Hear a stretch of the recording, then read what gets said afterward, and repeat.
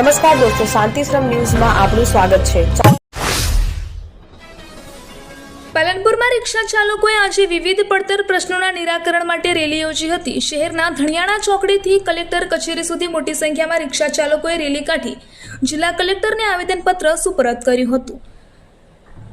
રિક્ષાઓનો વધતો ફુગાવો, licence, stand પર દબાણ અને ભાડા વધારવા જેવા મુદ્દાઓને લઈને ચાલકોમાં ભારે રોષ જોવા મળ્યો હતો। રિક્ષા ચાલકોની મુખ્ય માંગણીઓમાં આરટીઓ દ્વારા લાયસન્સ વિના રિક્ષાઓ પાસ કરવાથી વધતો રિક્ષાઓનો ફુગાવો રોકવા માટે લાયસન્સ ફરજિયાત બનાવવું, રિક્ષા સ્ટેન્ડ પરના ગેરકાયદે દબાણો તાત્કાલિક દૂર કરવા અને મોંઘવારીના વર્તમાન સમયમાં રિક્ષા ભાડામાં વધારો કરવો વગેરેનો સમાવેશ થાય છે।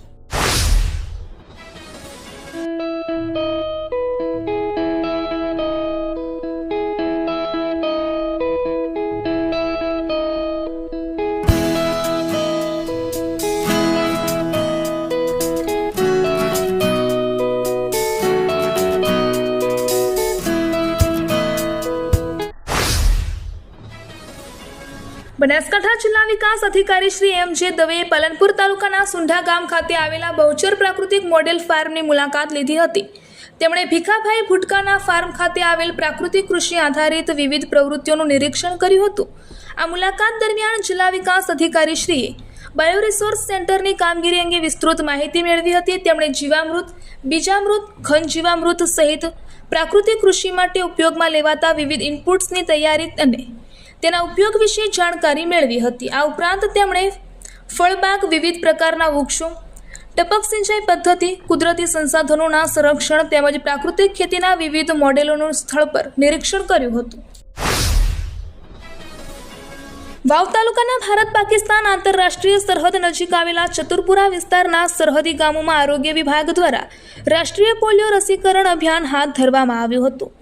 અંદાજે 40 થી 50 ડિગ્રી જેટલી કાળઝાળ ગરમી વચ્ચે પણ આરોગ્ય કર્મચારીઓએ ઘરે ઘરે જઈ 5 વર્ષથી ઓછી ઉંમરના બાળકોને પોલિયોના 2 ટીપા પીવડાવ્યા હતા।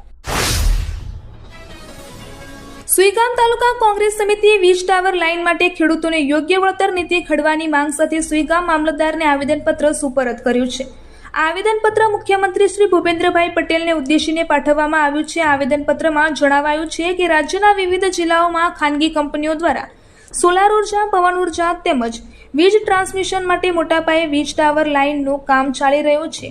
હાલની નીતિઓમાં રહેલી વિસંગતતાને કારણે ખેડૂતોને પૂરતું અને યોગ્ય વળતર મળતું નથી, જેનાથી ખેડૂતોમાં અસંતોષ પ્રવર્તી રહ્યો છે। બનાસકાંઠા જિલ્લાના ડીસા શહેરમાં કોંગ્રેસ દ્વારા ખેડૂતોના હક અને અધિકારની વિવિધ પડતર માંગણીઓને લઈને રસ્તા રોકો આંદોલન યોજવામાં આવ્યું હતું। ડીસાના આખોલ 4 રસ્તા પર રસ્તા રોકી ચક્કાજામ કરવામાં આવ્યો હતો। આંદોલનમાં મોટી સંખ્યામાં કોંગ્રેસના આગેવાનો, કાર્યકરો અને ખેડૂતો જોડાયા હતા। તેમણે સરકાર વિરુદ્ધ સૂત્રોચ્ચાર કરીને વિરોધ નોંધાવ્યો હતો। આંદોલનને કારણે થોડા સમય માટે ટ્રાફિક જામ પણ સર્જાયો હતો। આ ઘટનાની જાણ થતાં પોલીસ સ્થળ પર પહોંચી હતી અને કોંગ્રેસના આગેવાનો તથા કાર્યકરો સાથે સમજાવટ કરીને રસ્તો ખુલ્લો કરાવ્યો હતો। બનાસકાંઠાના દાંતીવાડા સ્થિત કામધેનુ યુનિવર્સિટી વેટેનરી કોલેજ દ્વારા 1 દિવસીય પશુપાલન તાલીમ કાર્યક્રમનું આયોજન કરવામાં આવ્યું હતું।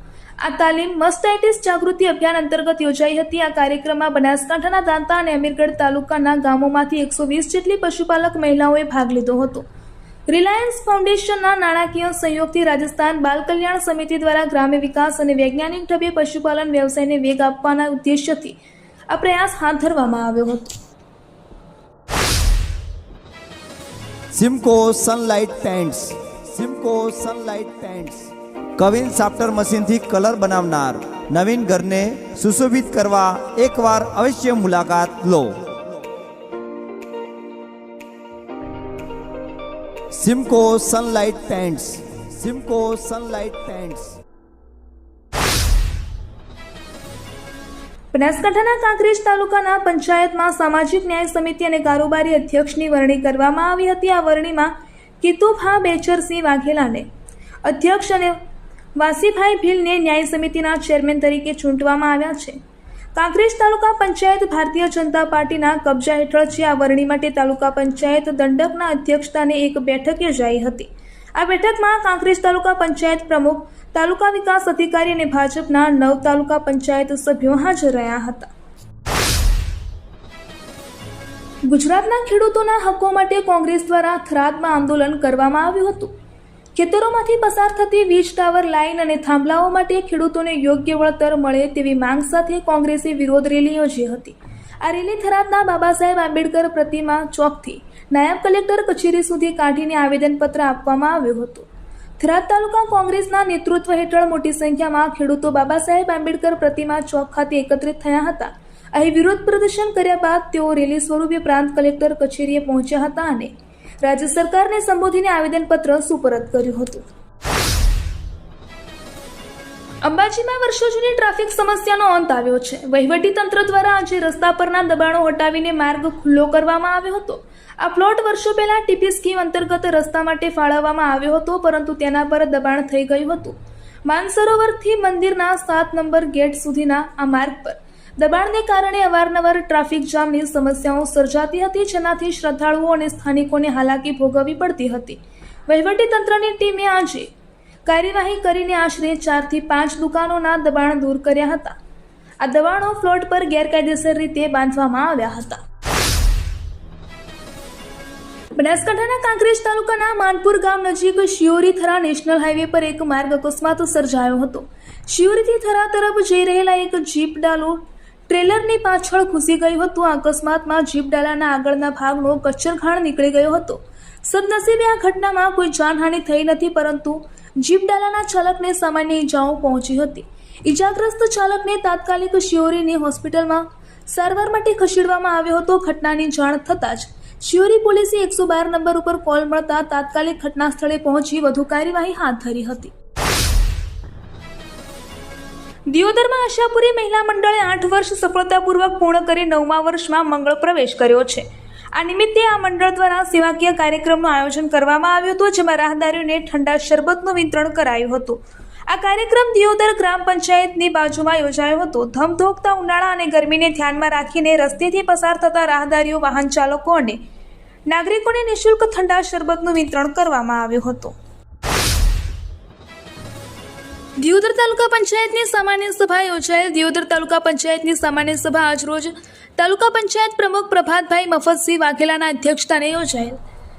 તાલુકા વિકાસ અધિકારી શ્રી શામળભાઈ પટેલ દ્વારા રૂપરેખા રજૂ કરેલ બાદમાં નવીન કારોબારીની સમિતિની રચના કરવામાં આવી હતી, જેમાં ભુંજોર બાબુભાઈ દેવસીભાઈ, વિમળાબેન સુરેશભાઈ ભાટી, કિંજલબેન નાગજીભાઈ ઠાકોર, નારણભાઈ શિવાભાઈ ભુરિયા, જગદીબેન પથુજી ઠાકોર, શારદાબેન રઘુભાઈ પટેલ, શ્રવણસિંહ ધનજી વાઘેલા, તાનસુંગભાઈ કાળુભાઈ જોશી, અલ્પેશકુમાર રમેશજી માળીની કારોબારી સભ્ય તરીકે વરણી કરવામાં આવેલ. તેમજ દિયોદર તાલુકા પંચાયતની સામાજિક ન્યાય સમિતિની રચના કરવામાં આવેલ, જેમાં સભ્યપદે સુખાભાઈ ચંદાભાઈ વાગડિયા, નાથુબેન રમાભાઈ પરમાર, ઈશ્વરભાઈ સૌસીભાઈ પરમારની વરણી થયેલ. તેમજ કોઓપ્ટ સભ્ય તરીકે દેવસીભાઈ દરગાભાઈ પરમાર, મગનભાઈ પીરાભાઈ પરમારની વરણી થયેલ. આ પ્રસંગે પૂર્વ ધારાસભ્ય શ્રી શિવાભાઈ ભુરિયા, નરસિંહભાઈ દેસાઈ, જિલ્લા પંચાયત સદસ્યો નાનજીભાઈ પટેલ, બળવંતજી ઠાકોર સહિતના કોંગ્રેસના અગ્રણીઓ ઉપસ્થિત રહ્યા હતા.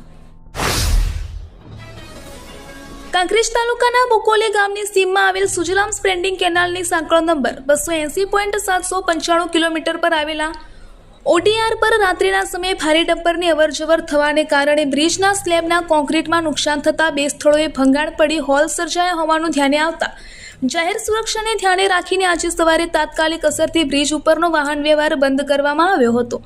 ત્યારબાદ નજીકમાં આવેલા વીઆરબી પરથી ડાયવર્ઝન આપી વાહનોની અવરજવર શરૂ કરવામાં આવી છે. આ ઉપરાંત હાલના બ્રિજની બાજુમાં કોચવે પ્રકારનું વૈકલ્પિક ડાયવર્ઝન બનાવવાની કામગીરી પણ તાત્કાલિક ધોરણે શરૂ કરવામાં આવી છે, જે અંદાજિત 10 દિવસમાં પૂર્ણ કરવામાં આવશે.